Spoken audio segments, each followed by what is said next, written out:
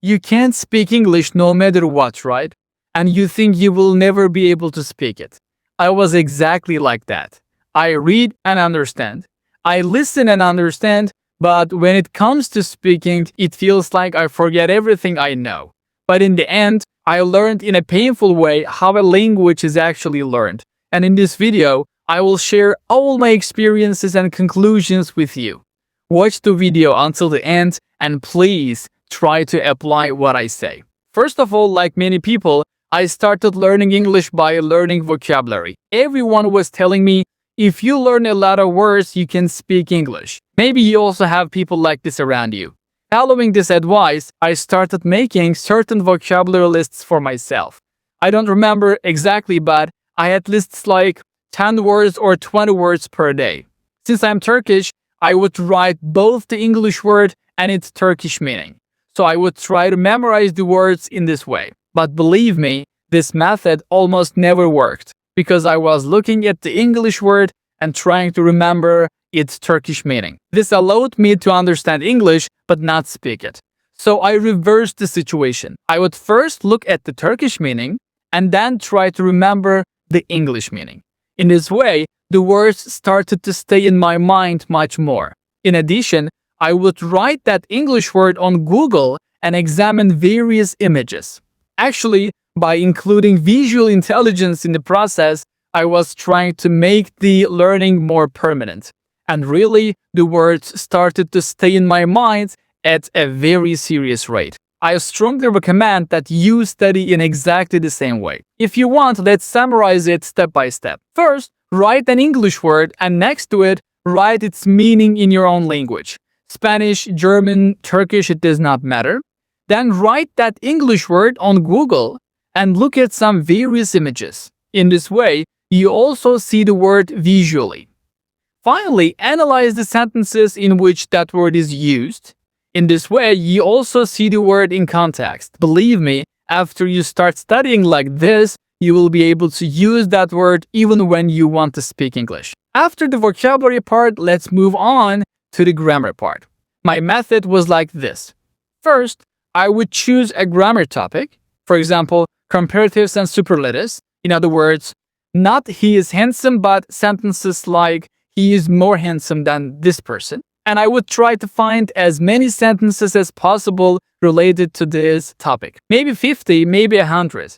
The more you find, the better. Then I would read them in English again and again and try to understand the logic. The second step, and this part is very important, again, I would activate my native language and prepare the Turkish versions of those English sentences.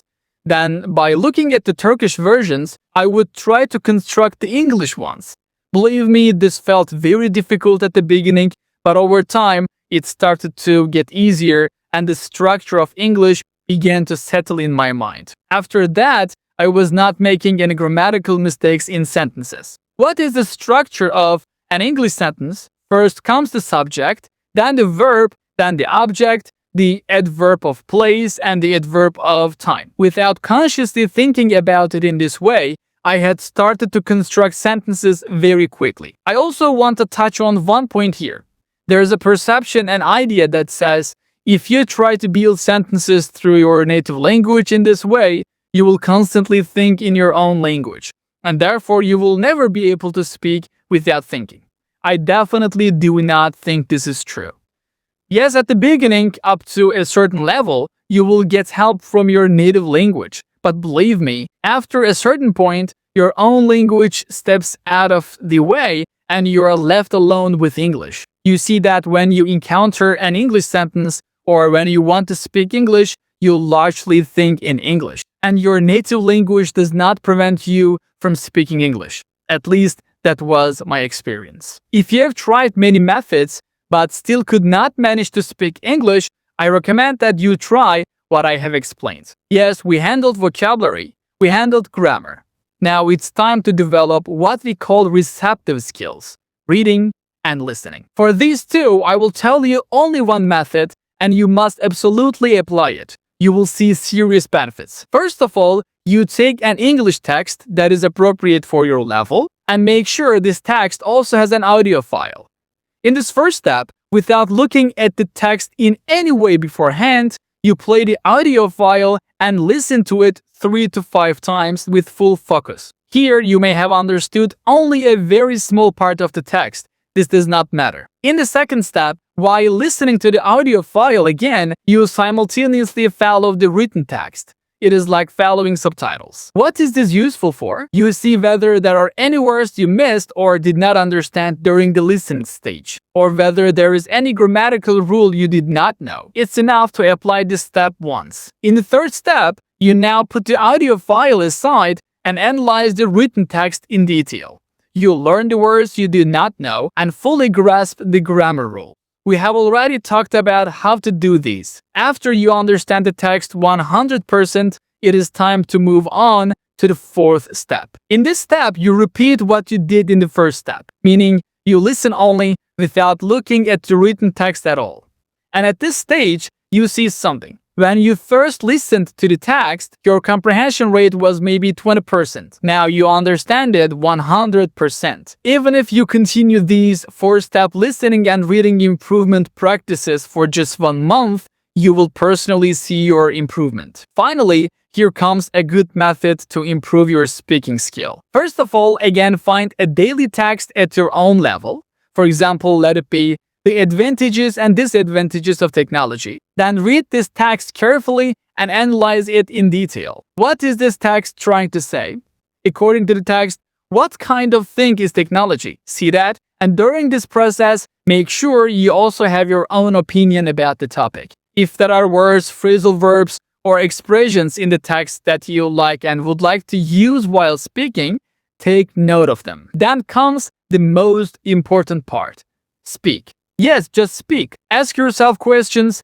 What do you think about technology? What would change in your life if it didn't exist?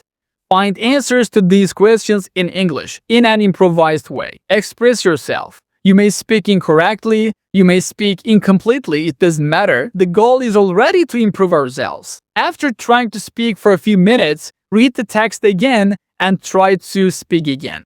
In each time you speak, think about the sentences in that text and try to give more details. And believe me, at the end of the day, you will see that you can say many things about technology in English. Since you build the same sentences many times, the sentences will also stay in your mind. Now you have expressed your opinions about a topic in English. In other words, you have spoken. By applying this method with a new topic every day, think about what level you will reach at the end of 30 days.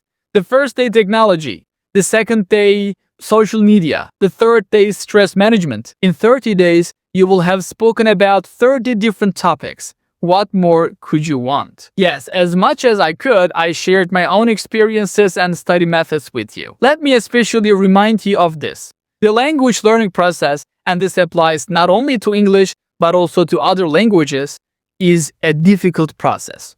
After all, you're expected to detach from your native language and express all your emotions and thoughts in another language. Just imagine, even logically, how difficult that is.